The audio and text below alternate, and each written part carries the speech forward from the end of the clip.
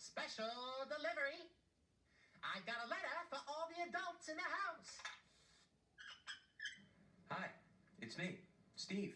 You probably didn't recognize me without the green striped shirt, but I'm here to introduce you to some friends of mine, the Blue's Clues family that you haven't met before.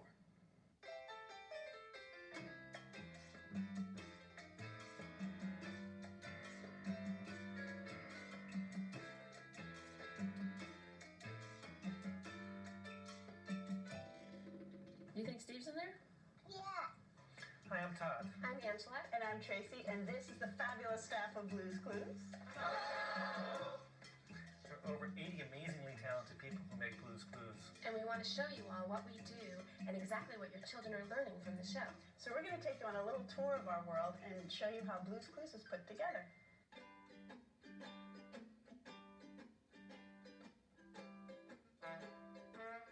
This is probably a familiar scene in your home.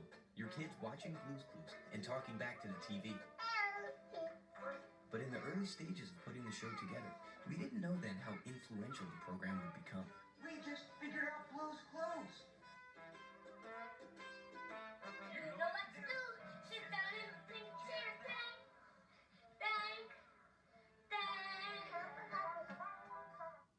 Blue's Clues is a story-based game show for kids with an added twist. It's interactive. A clue. It's a clue, isn't it? Okay, just wait. I'll be right there. In this preschool world, a puppy named Blue steers the course of every show. Not everybody knows this, but Blue actually started out as a bunny first. And then she was a cat for a while. And then she ended up as a dog, and at first she was going to be orange, and then we knew we had it right when she became blue. You, the home viewer, are an actual character in the story. The preschooler who's watching Blue's Clues is the star of every episode. Do you see breakfast on our list? Yes. In that sense, it's almost like live theater. We're constantly thinking of new ways to be breakthrough with the education and with the storylines of Blue's Clues. We write for the preschooler in their point of view, and we're looking at their cognitive thinking skills and their problem solving. I love that what we're doing with Steve is that we're actually going to have him think about the fact that the kids at home always find the clues first. Blue's Clues consults with educators, including professors at Teachers College at Columbia University, Wiggle your toes, move a little, wiggle your toes. directors of daycare centers, and school psychologists who read drafts of every script of every show. But the experts who carry the most weight with us are your kids. Will you help me wake them, Steve? Yeah. Great. Steve.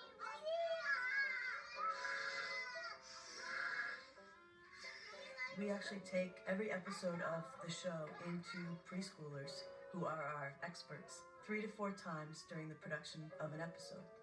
A clue. On the box. There's a clue? Yeah. Where is it? Right there. Oh, right here. Our third clue, and it's on this. What is this? Drawer.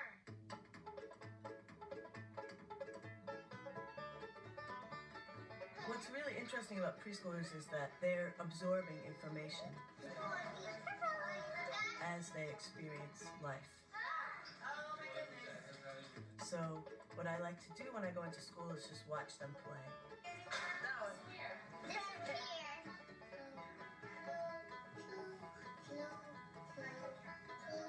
What we try to do at Blue's Clues is teach kids at different levels.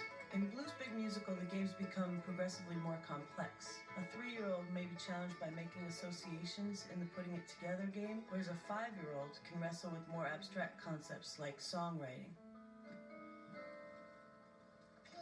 Where's that noise coming from? If you've ever wondered why we show the same episode every day for a week, there's a reason for that too. Preschoolers learn through repetition. And we have statistically significant results that say kids who watch Blue's Clues are actually doing that much better on standardized tests, kindergarten readiness tests, than kids who aren't watching the show. We found that the younger preschoolers were mimicking the actions presented by Steve. The preschoolers are really our experts in all departments. They really impact every single aspect of the show.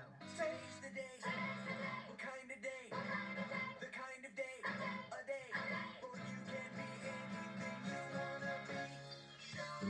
just saw, Blues Big Musical incorporates all the learning of a normal episode, but goes a step further with the storylines in the games.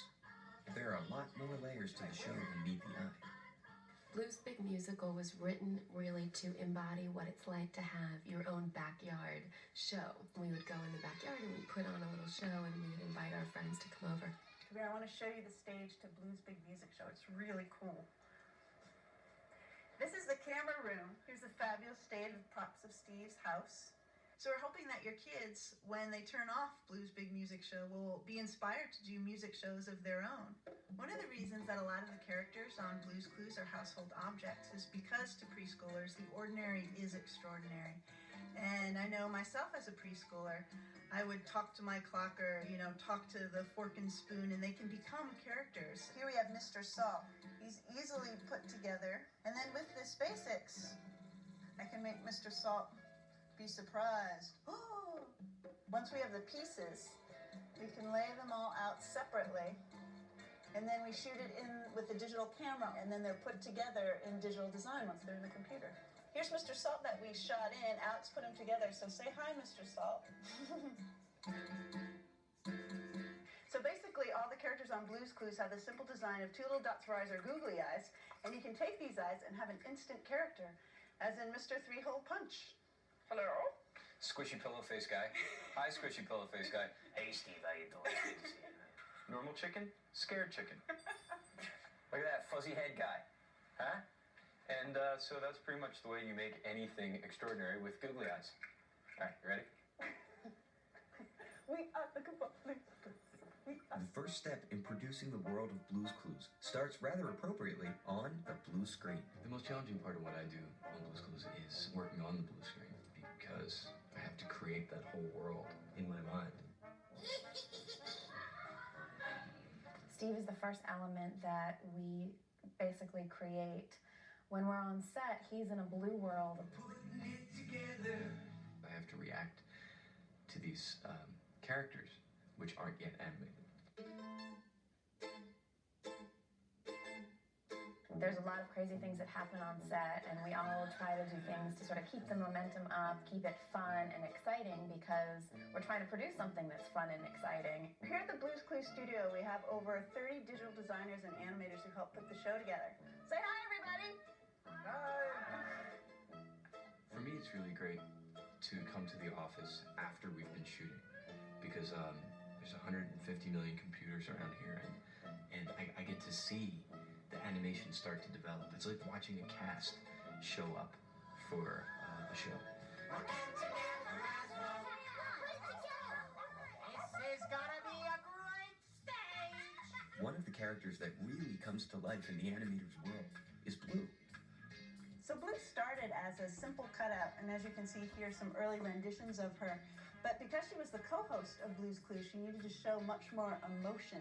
So thank goodness we found Dave Palmer, who is master illustrator and animator, and he brought Blue to life. Because Blue had to be so expressive and do so many different things on screen, we needed a design for our preschool audience. She had to be really huggable and comforting, and there's nothing more huggable than a circle. So I based my designs on Tracy's. Basically, I just added more circles. We love the warm puppy tummy. There's one character on the show that's a little more subtle, but it's crucial to the quality and the spirit of the show, and that's the music. Mike Rubin and Nick Balaban compose all of the music for Blues Clues. With the preschool age group, I really feel like we are free to bring them music from any time, any place, any culture, and they'll be open to it. Michael, come get a maraca, yes! It's the wonderful thing about children of this age, is they're sort of hearing everything for the first time. We hope that the kids come away with an excitement for all the elements of music. The great majority of music that you hear on Blues Clues is played by actual people on the actual instruments. Today's the day. What kind of day? The kind of day. A day. For you can be anything you want. Let's go. On the same note, we got the best of the best to perform the songwriting game in Blues Big Musical. Ray Charles is G-clef, and the Persuasions are the notes. Girl,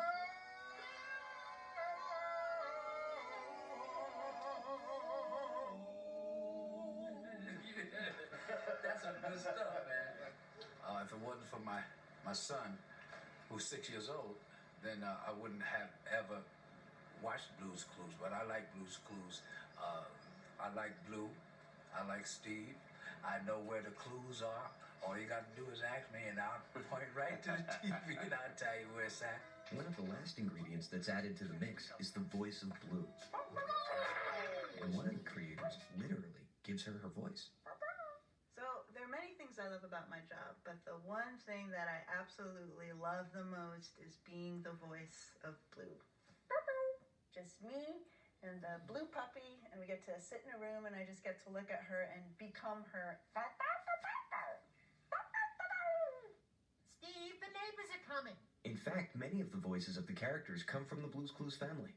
Excellent. I play Mailbox on the show, or Mailbox, who's sort of a cross between Ethel Merman, Edith Bunker, and the Pepperidge Farm guy. You know, I remember those chocolate cookies. And Nick plays Mr. Salt, who is Mr. Salt! Kind of like Mr. Salt! Between Yves Montand and Pepe Le Pew.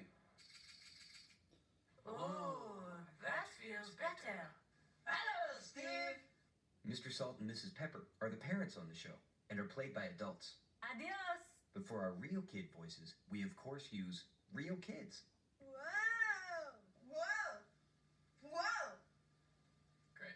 It's like Keanu Reeves. Whoa. Side Table Drawer is Shy, and Shy is a great story for kids because I think all kids experience it to some degree. It's about kind of coming out of your shell and finding out who you are. If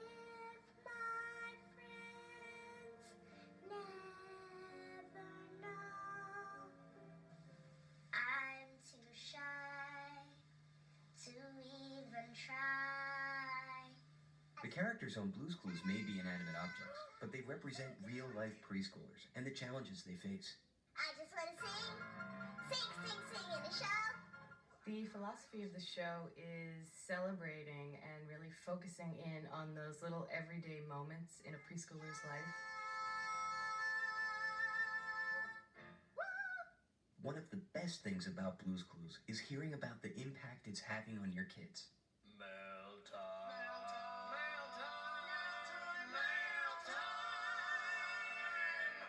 This is the part that we like to call mail time. Here we have Nicholas Thorne. Hey, Nicholas, thank you. Sent me a little picture of him dressed up as Blue. That's very nice. Here's a younger child eating his own hand.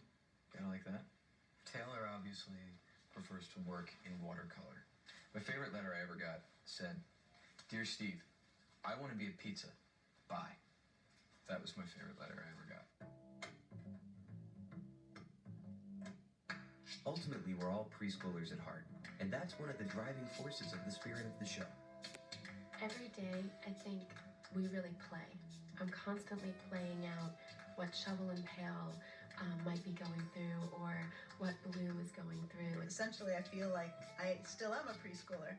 And what I'm watching now, I'm watching as my preschool self, and I think I'd love the show. If Blue's Clues was around when I was a kid, would I be a different person?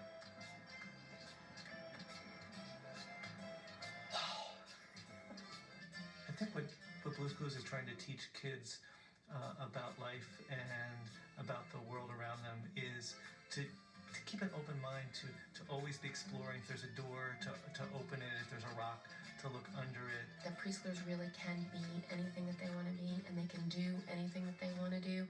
And all of that is meant in the context of hope and believing in themselves. That's really it. It's get excited about learning things and use your mind. Now it's time for So Long, but we'll sing one more song. Now it's time for So Long. But we'll sing one more song. Thanks for doing your part. You sure